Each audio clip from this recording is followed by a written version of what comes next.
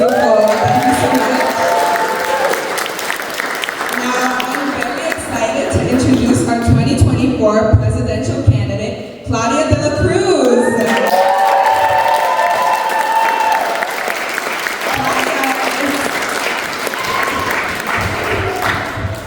Claudia is a working class fighter and a mother from the South Bronx.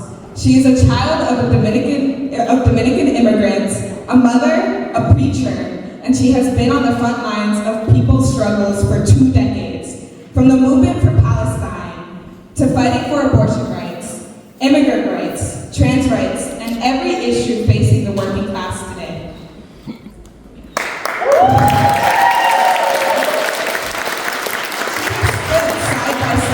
Shoulder to shoulder with us on the front lines of struggle. And she is helping build a movement that can win power for the people and that can continue fighting until the election and beyond. Please give a warm welcome to Claudia de la Cruz.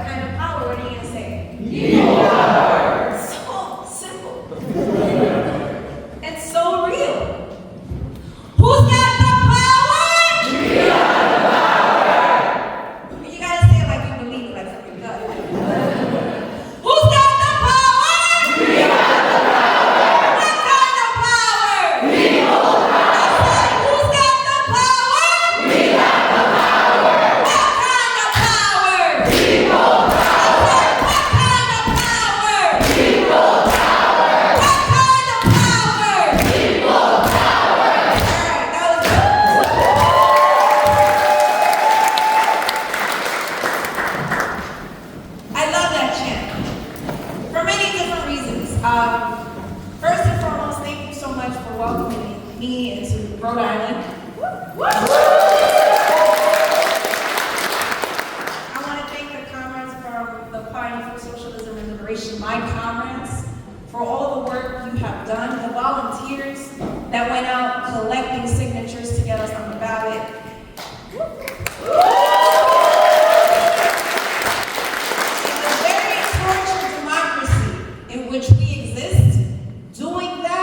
Is a Herculean effort, and comrades actually made it happen.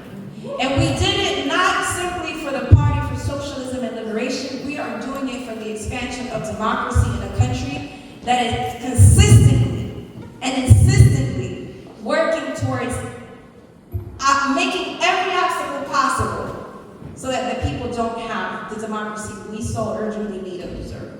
And so I want to thank my comrades, I want to thank the campaign volunteers for making that happen in the state of Providence. So thank you so much.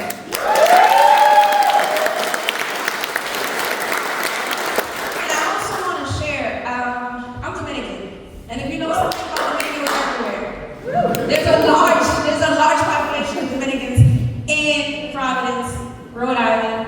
My mom, when she migrated at the age of 17, hit Providence, Rhode Island first. She came here for 7 years and worked in jewelry and textile fabric factories during that time while learning English. And I'm very proud to say that because that's the story of millions of immigrants from many parts of the world that come to contribute to the economy and the development of life in this country. And so I'm very proud of that foundation. I want to start by saying also that when we started this campaign, we were really, really clear. This is beyond the election cycle. We're getting to Election Day, November 5th. And we were not selling any illusions or any pretense to folks about what it means to engage with electoral politics. We're doing this from the perspective and the legacy of socialist parties that have come before us, folks who've understood that our task is not to legitimize the electoral system, because we know that electoral politics is a sham. Yeah. We know that if there were to be a true democracy, we would engage with a system that would be one person, one vote, and we would not have the electoral college. Yeah. We know that if we were engaging with a real democracy, we wouldn't have billionaires like Elon Musk putting in millions of dollars an hour to promote Trump. We wouldn't have a Kamala Harris fundraising over $1 billion to spend half of that money in lies to convince the people that she is actually the one that will advance the interests of the working class. We wouldn't have AIPAC. People like to say that socialism is a foreign agent, and socialism is actually as American as apple pie. Because anywhere there are working class people, socialism presents itself as an alternative to the exploitation and oppression that capitalism creates. Socialism is not a foreign agent, but what is a foreign agent is AIPAC. And it has a hold in the politics and the decision-making process within the United States of America. Shame. We're dealing with a so-called democracy that dares to purge voters from voter rolls. In North Carolina alone, over 700,000 people. Did you hear that number? Over 700,000 people were purged from voter rolls. We're talking about a democracy that has a dedicated fund of over $100 million to kick independent and third parties off the ballot across the country. The same legacy of gerrymandering, of excluding the possibility of Black, Indigenous people to access the polls continues in different forms. The essence is the same. It's limiting people's ability to exercise a democracy that places them in the center. I want to, and I've been thinking about this a lot, and I've been mentioning this a lot. One thing that the Democratic Party does is that they're very consistent in blaming working class people for their deficiencies. They're very consistent at blaming working class people for their lack of backbone, and consistently come to us to fix their problems. There's a crisis of legitimacy that's currently happening. Carla and I were coming in the train and we were looking at the New York Times, and guess what? Trump and Kamala Harris are at the same numbers. I think it's like 49% in the polls, both of them. And we should actually analyze that within the context of a country where the majority of people know that these politicians are bullshit. And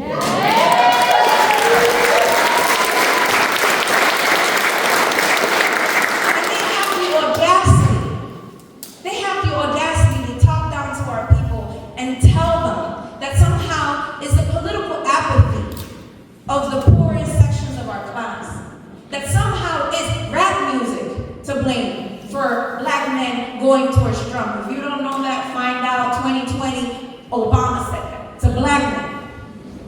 That it was rap that made them move towards Trump. Because they will do everything and anything to gaslight us, to make us believe that somehow things didn't happen because we didn't back them up. Because somehow we didn't do our part. What they refuse to admit is that they consistently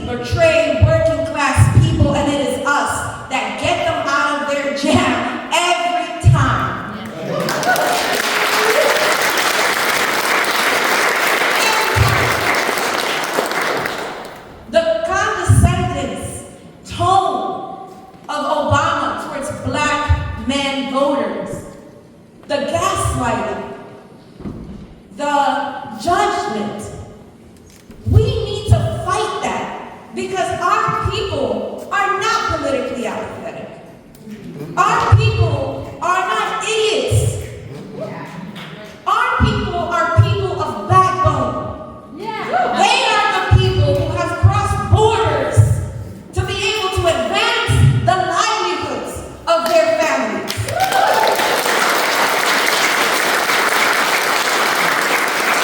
They are the people that have moved forward communities in the context of abandonment of the two-party system.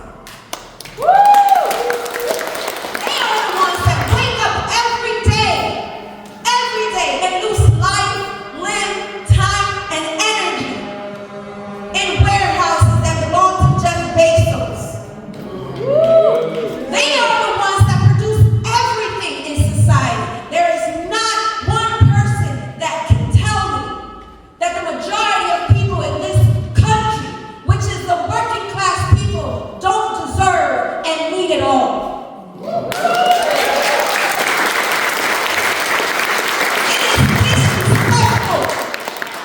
It is shameful for Obama to stand there and not admit that it is the deficiencies of the Democratic Party that has placed us where we are today. Republicans are shit, but so are the Democrats.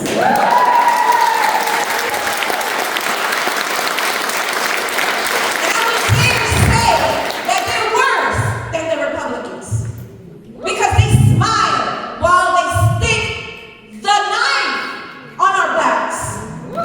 They talk about audacity, the courage, the hope, the joy, and what is the basis of all of this emotion? Because emotions have a base too. We can't talk about joy if we have half of the population of this country, 160 million people, who are living in or below poverty. We cannot have joy when we're talking about over 500,000 people who are living in the streets in the wealthiest country in the world. We cannot talk about joy when you have the gutting of the public education system. We cannot talk about joy if the most essential goods have quadrupled in the last 2 years. That's right. Where people cannot afford to buy food. When the highest debt is in relation to healthcare. What kind of joy are you talking about? It was interesting this week. The CEO of BlackRock said very interesting and truthful words. I didn't say them. I'm a proud socialist. And I say a lot of things. And this is probably the one thing that I said, man, I agree with this capitalist. Because it was very clear. He said, every 4 years people say that this election is the most important election of our time. And he said it's not true. He said it's not true. Do you want to guess why it's not true and why? The CEO of BlackRock, who has $1.5 trillion, 40% of the American GDP, says it doesn't matter. Because regardless of who's in charge, whether it's the Democrats or the Republicans, they will continue to make trillions of dollars. It does not matter whether Trump or Kamala are the next tenants of the White House. Because they're not in opposition to each other. Let's talk about the debate, because we got receipts. Can we talk about the debate? Kamala Harris. I will build the most lethal military force. And she goes on and talks about NATO, right? If you go to any store and talk to any working class person, and you say, what's up, Carlos? Do you know what NATO is? What do you think they're going to say? No. No, or they'll repeat what they've heard about NATO on mainstream media, because NATO is not necessarily the most important thing in the lives of that person in that store. But Kamala Harris is not talking to Carlos in the bodega. She's talking to military contractors.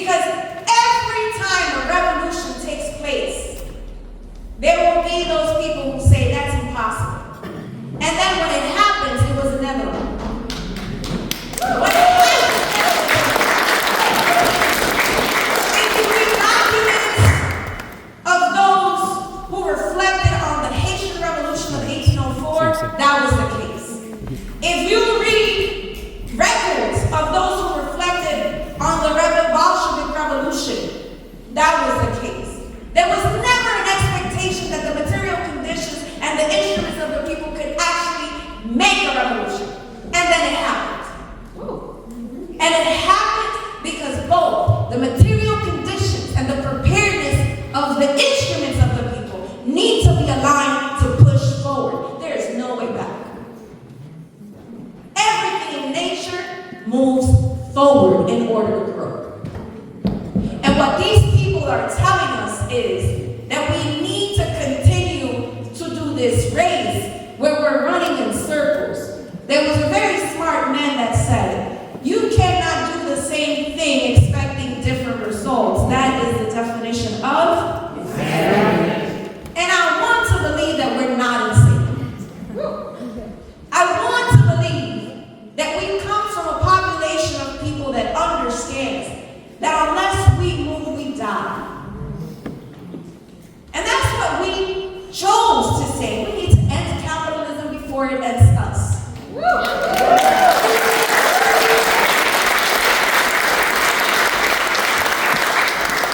It's not only an urgent call, but it's also the affirmation that only us can kill capitalism. That they will not kill capitalism on their own. And capitalism has had multiple crises because it inherently creates it. But guess who they call on and who they squeeze the life of to be able to save capitalism? Us. Let's talk about Obama. I don't know, I have to stick with Obama. Because Obama unfortunately created the weaponization of racial identity. Not he didn't create it, but he was kind of like the most vivid recent forms that now is being recreated in Kamala Harris. And we need to have memory. Obama, in 2008, ran his campaign. Audacity, courage, hope. He done messed up all those words for me.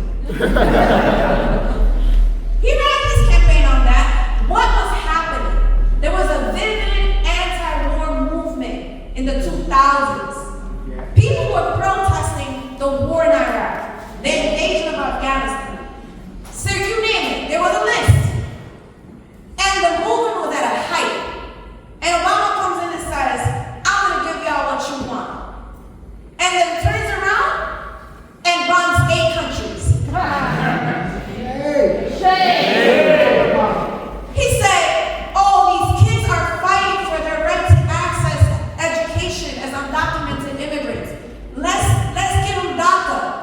And then he proceeds to divide the movement. Because in the same way that these kids who didn't have the fault of their parents were granted DACA, he turned around and said, well, your parents are at fault. Let's start reporting the ass. That's what he did. And he left office with the highest number of deportations in history.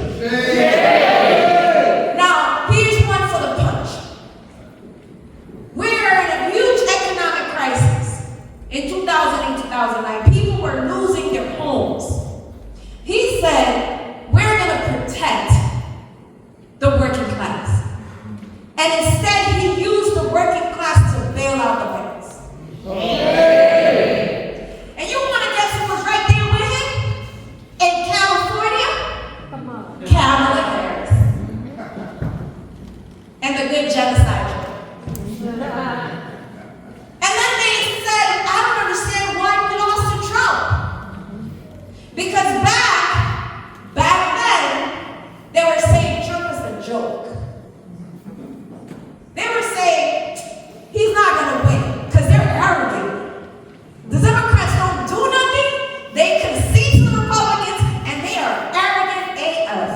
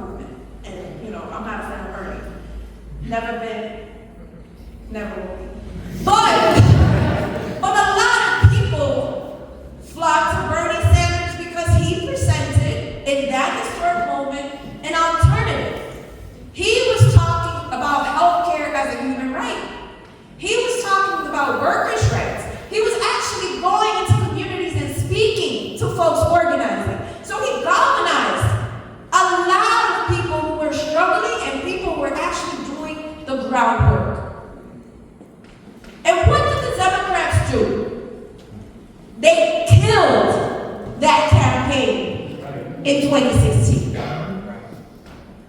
All right, we got Hillary. Now, I mean, we know we understand each other. Let's move forward. It's important for us to track that history, and we can go even further. In the 1940s, you had Wallace, who was also a progressive candidate, and the Democratic Party killed that progressive campaign. In the 1980s, we could have got Jesse Jackson and not George W. Bush daddy or Reagan. You know what I'm saying? Like, we could have had that. And the Democratic Party decided and opted for having a move towards the right rather than giving an inch to progressive politics. Let's remember. We have to remember. Now in 2020, Bernie says, I'm going to gather the strength and I'm going to gather the troops. Let's do this again. Uncle Bernie. And this is at the height of folks mobilizing around a lot of things. COVID, the cancel the rents, campaigns, access to healthcare equipment, all these different things are happening. There is turmoil. And there's also the assassination of George Floyd. People are out, despite the fact that there's a pandemic. People are moving. And the Democrats kill, once again, the possibility of a progressive candidate. And they decided to go to the right. By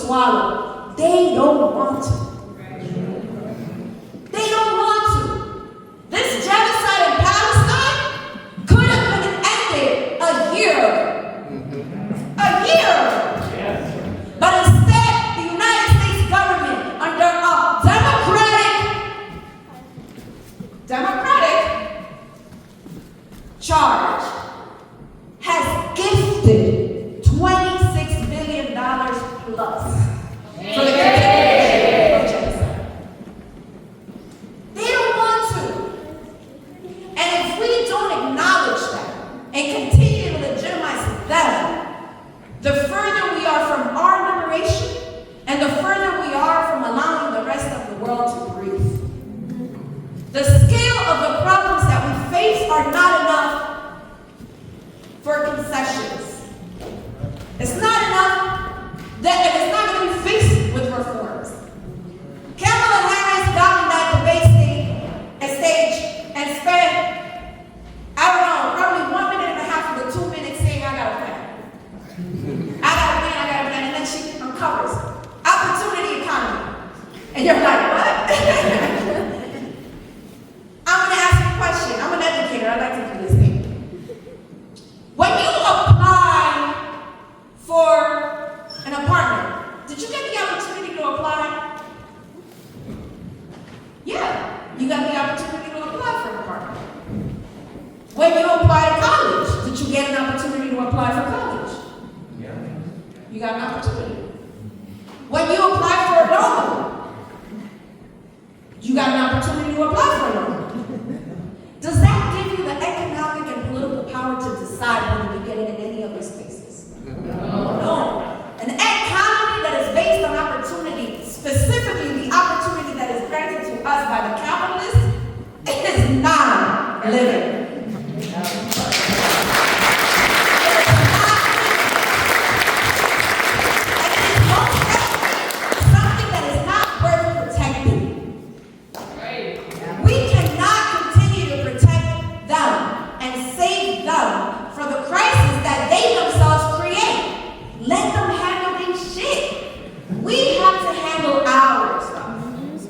We have to handle our business. We have to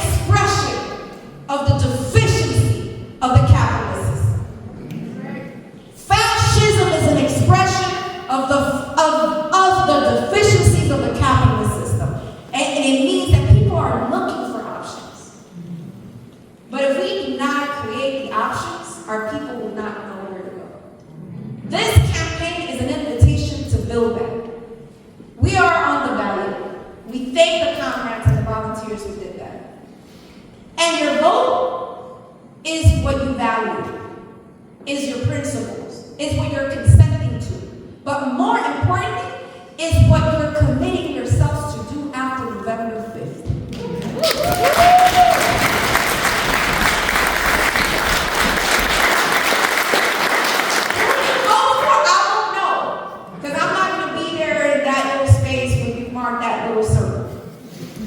But what you do to advance the struggles of working class people in this country and to engage in the work of internationalism and solidarity is what we need. We need fighters. Fighters. Not people who are willing to give their vote every 4 years, but people who are willing to engage in this fight 365 days.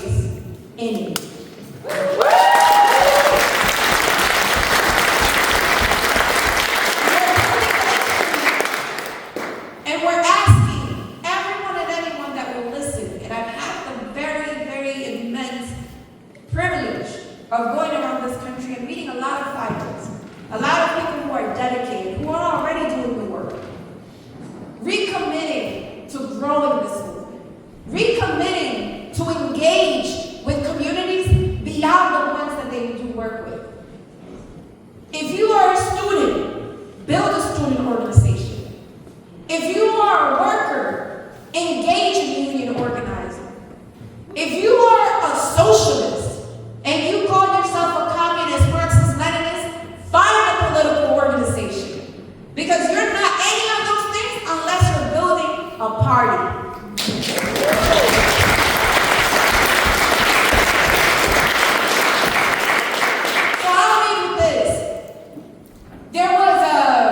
There is a philosopher, writer, and I say this because although he has passed many years ago, Julio Cortázar, who was an Argentinian writer, wrote that hope is the only emotion that doesn't belong to us individually. Hope belongs to the people. Hope is our willingness to fight for life. And for as long as there's fight, there's hope. Keep the fight. We will win.